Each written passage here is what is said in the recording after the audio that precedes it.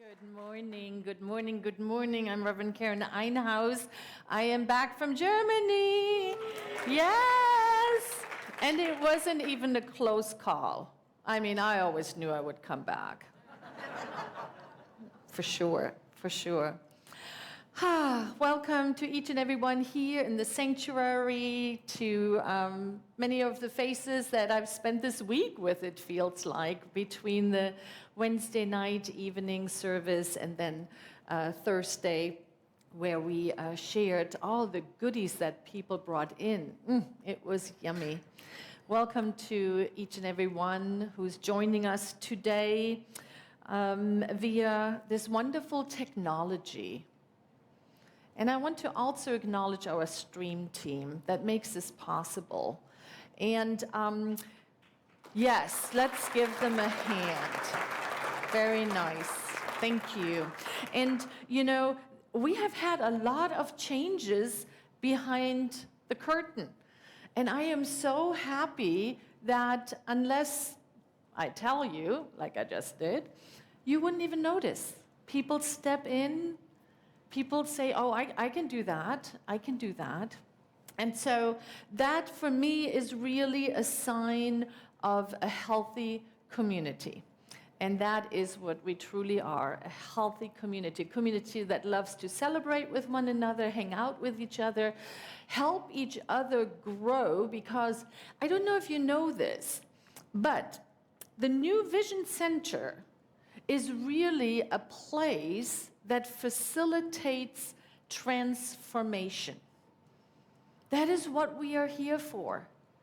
Many of us arrived at the doors, however many years ago when you came the first time, without being very clear on that. I don't know how it was for you, but for me, I just knew that where I was, I didn't want to be anymore. And I heard on the radio this woman who said, New Vision Center, where we look at our stuff differently. And I thought, I need to look at my stuff differently. And so that's, I hear that story mirrored back so many times. People find often a spiritual center like this one because something is not quite working. You know, we have perhaps spent the first half of our years on, chasing the mighty dollar, or raising a family, or have gone through this motion of what I thought life was all about, and then to arrive at a place where I felt, is this it? Was that? Is there more? And so what I love about the New Vision Center is that I often think about it as a buffet. It's this great big buffet of offerings. And we each are asked and invited to step in just as much as we want, as we desire, as we are ready, willing, and able.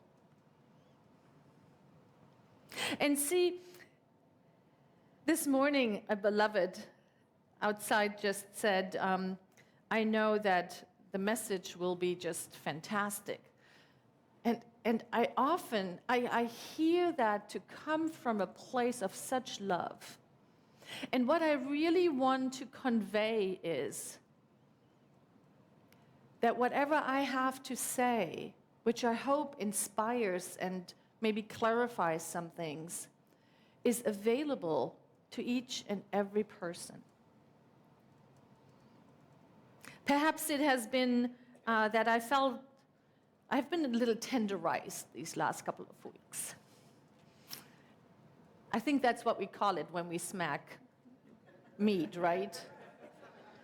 Yes, I feel quite tender. I went back to Germany to be with my folks who are elderly.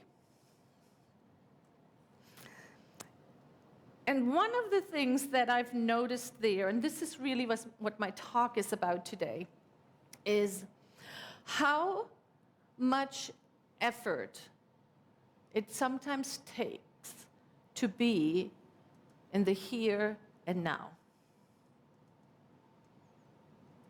Let's breathe into that. You know, we hear it in the songs. We say it, I often say it. Let's be here now.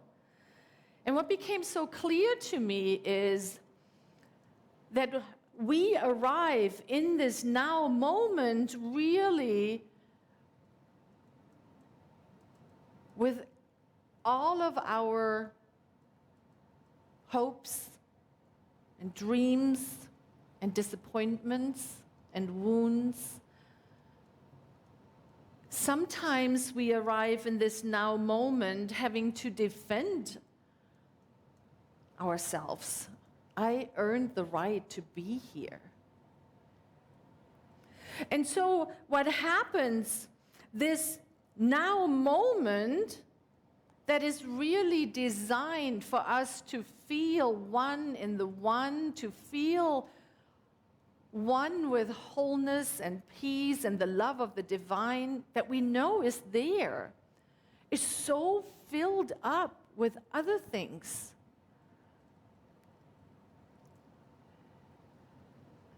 That I sometimes miss it. If this is the here and now, you know where I often hang out? Over here, planning something, knowing I'm going to have the brilliant thing to say when that time comes. And sometimes, if this is the here, this now moment, I'm over here. I'm still hurting about whatever happened last week, last month, long time ago. Or I feel less than perfect of how I showed up. When all that I really want is to be here now. I would like to make a plea with whoever can do something about this, some divine entity. I would like to have this now moment be buffered. About yay much. So when something happens, when somebody says something, or when somebody looks to me for an answer or something, I have this time to first deal with my own emotions about it, with my own confusion about what's happening in the world, with my own sadness. And then when I have felt my feelings, then I'm ready to be in the here and now and respond. Who do I ask for that? Anybody, any ideas? It doesn't work that way, right? This here and now moment is really where this connection to one another takes place. And depending on how filled up we are with all this stuff from over here, or all this stuff that hasn't happened yet over there, this now moment is so filled up, it reminds me of the Zen story where the student travels halfway across the world to learn about Zen, and the Zen master invites him to a tea ceremony. And the student sits down and tells him all that he knows about Zen and how excited he is. I'm so excited to learn this, and I'm so excited to become able to be in the here and now more frequently. And the Zen master fills up the tea pot and continues until the tea spills all over. And the student says, what are you doing? And he said, you are already so full. There's no space. And that is, beloveds, what I feel sometimes. Sometimes I feel that all I want is to be here now, to feel the love of the divine, to feel connected, to feel that I am okay just the way I am. Because when we are able to have those moments, we realize that we truly are inside the miracle. This miracle that is life itself, that is this now moment. And it is no surprise that I am feeling tender, especially at this time of year. It is a time that is particularly filled up with things. So much so they fall off. I always love when I find a You Matter card. It's sweet.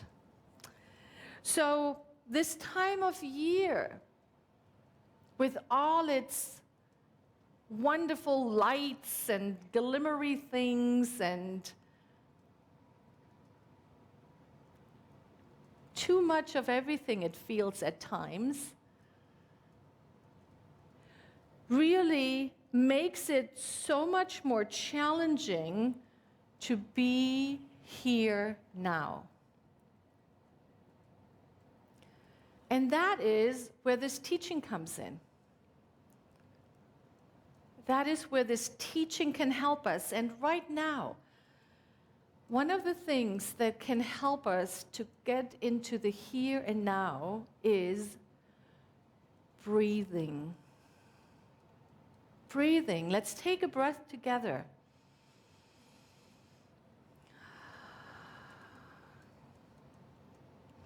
And on the next inhale, inhale only the desire to be here.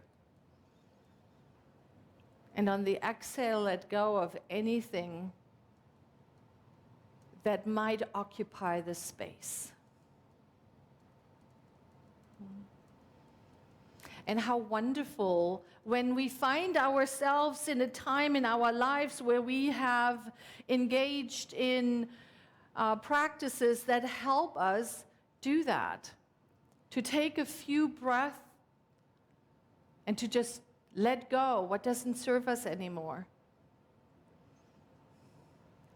And this week of Thanksgiving and gratitude gives us this beautiful focus and this tool to help come into this now moment. I love the reading that Reverend Jeff shared, how it talked about that gratitude unlocks the fullness of life.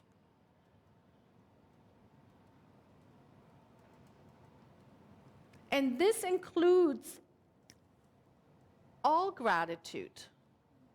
And of course, it is so much easier when things are going smooth, isn't it?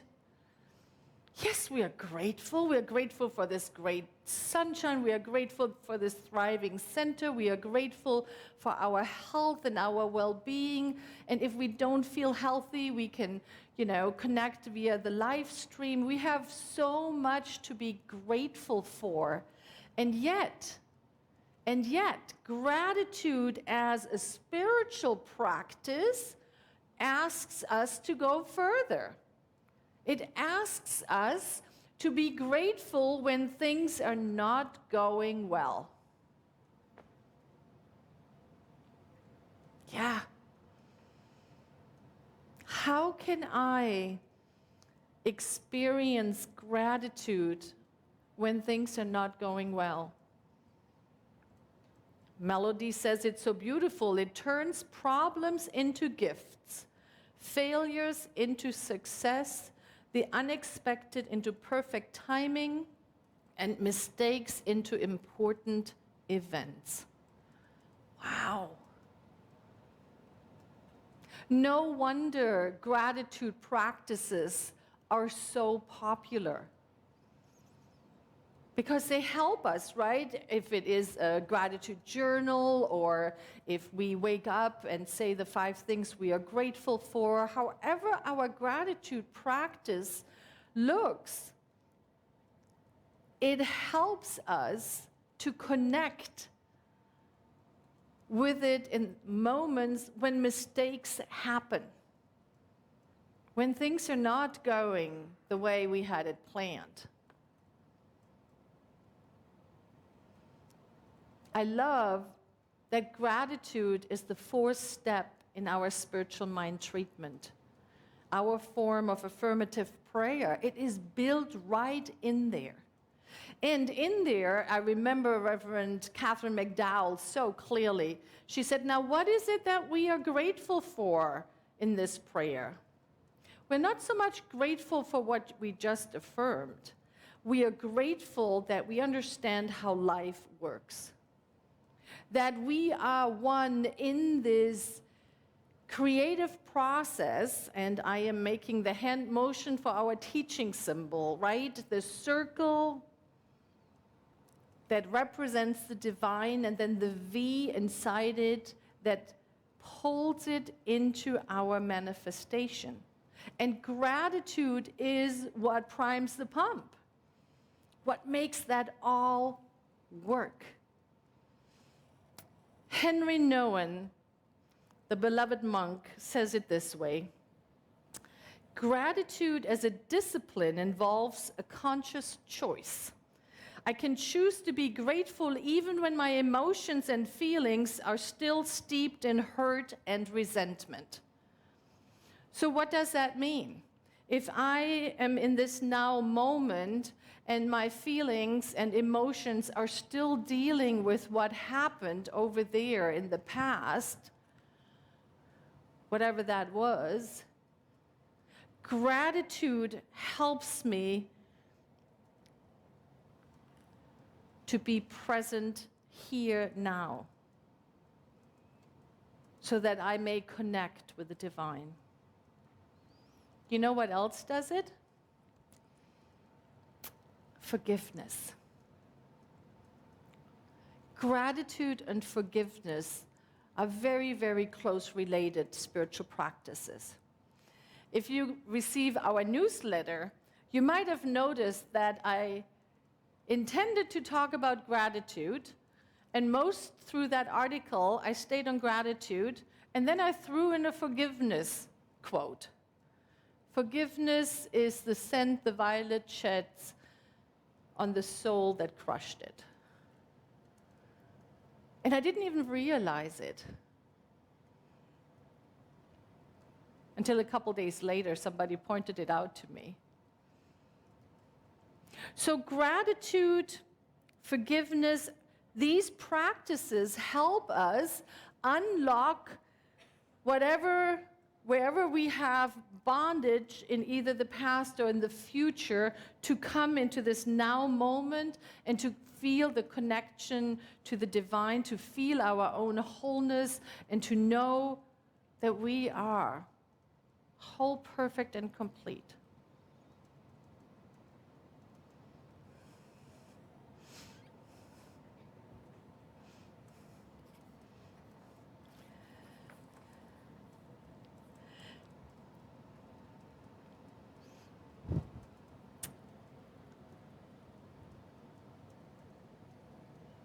What does it take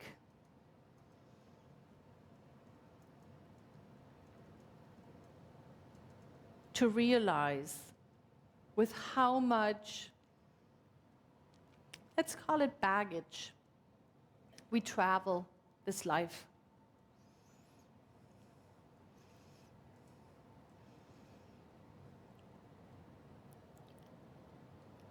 I like to think about myself as somebody who is non-judgmental. And it works pretty well until I spent 10 days with my mom, who is very judgmental, and I don't like that she's judgmental.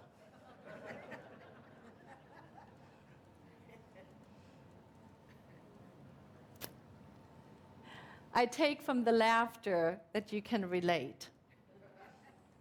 It might not be your mom, right? We have this picture of ourselves, and we worked so hard for it, and we deserve it. We did the classes, we had the experiences, and that judgmental thing, it has a tendency to get us. Now, of course, we are spiritually mature here, right? What do we say? I'm not judgmental, I'm discerning.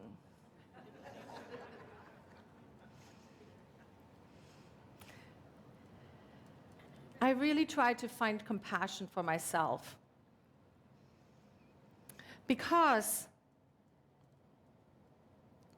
what that time with my mom helped me understand is whatever judgments she is sharing on the outside is a reflection on the judging that she is engaged with on the inside.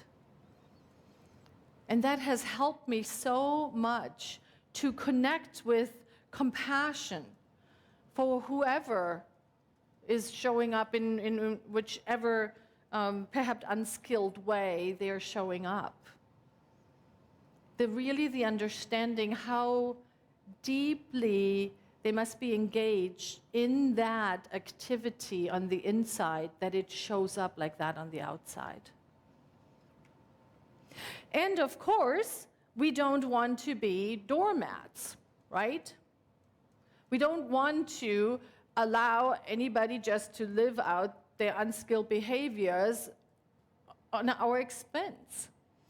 So there comes that wonderful spiritual practice of boundaries. Boundaries.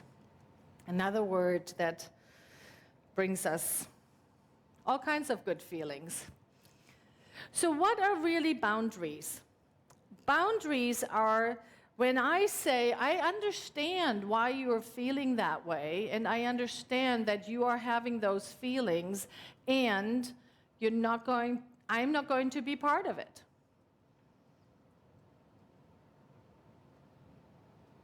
And it does lead sometimes to little uncomfortable situations, because we have to take a stand for what it is that we truly believe in. I think boundaries is one of those things that helps us realize that I am one in the one, and I have to protect it. I have to protect this experience. Ernest Holmes says it this way: all are rooted in the one life. Your endeavor then is not so much to find God as it is to realize God's presence and to understand that this presence is always with you. And that is the work we're doing when we're coming into the now moment, into the here and now. We are realizing God and I are one. We can only be one right here.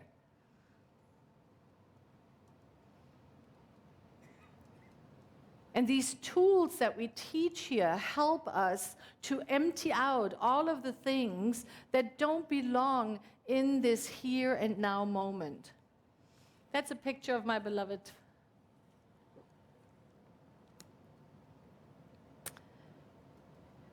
dad. And it is fascinating. It was fascinating for me to see as he is journeying through the last stage of his life, how he deals with emotions, with things that clearly come from way in the past.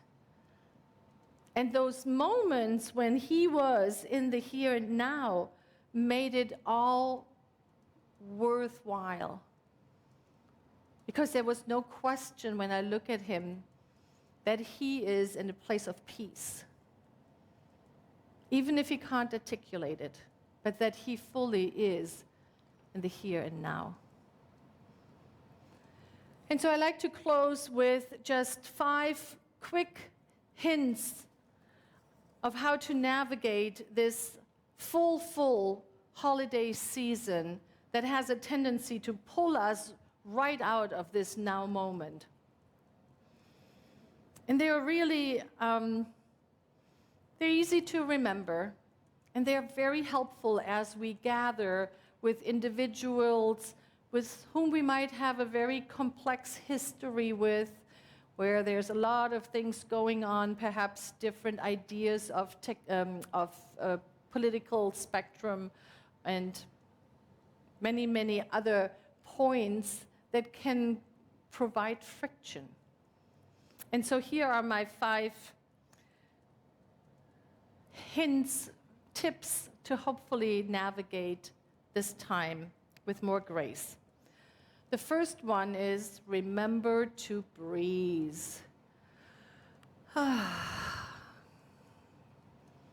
Really breathe. When things come up, giving ourselves that buffer zone before we respond. Breathe. The second one is to remember to get enough sleep. To perhaps start an earlier settling down routine in the evenings to ensure that we get that restful, rejuvenative sleep. Pay attention to sugar and alcohol intake. Ooh, that is one that I like to remind myself of, that these depressants are not helpful in this time that has a tendency to be full, and we sometimes overindulge. Yes, affirmative laughter over here.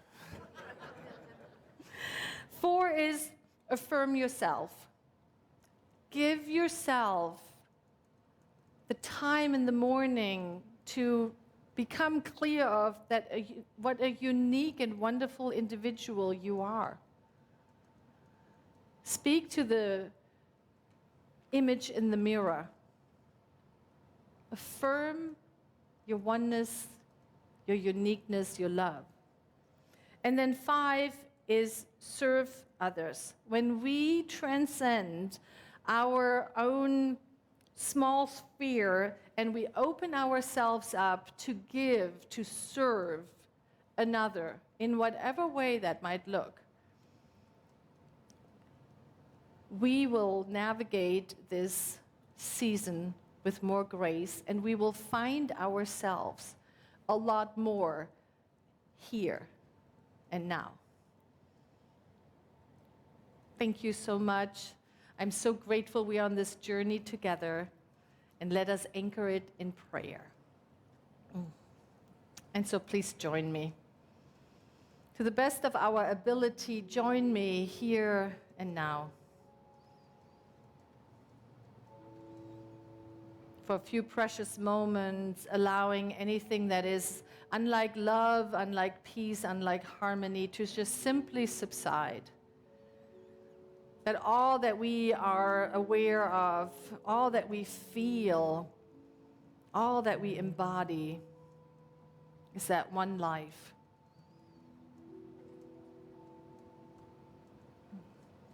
And so consciously we take a stand. I invite the practitioners of this teaching, the ministers, to just rise and take a stand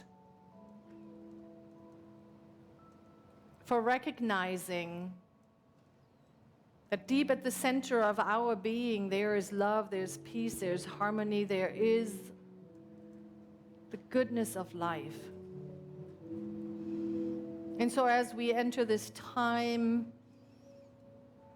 of hibernation in nature, as we enter this time of connection, we allow love to flow through every word, every action, every deed, every smile.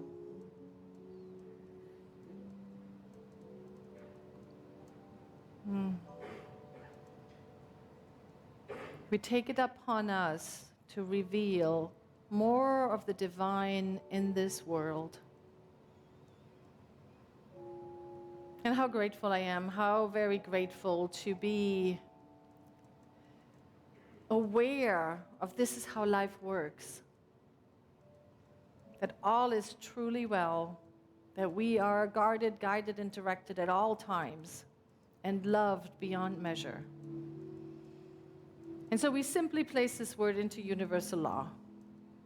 I let it be, I call it good, and so it is.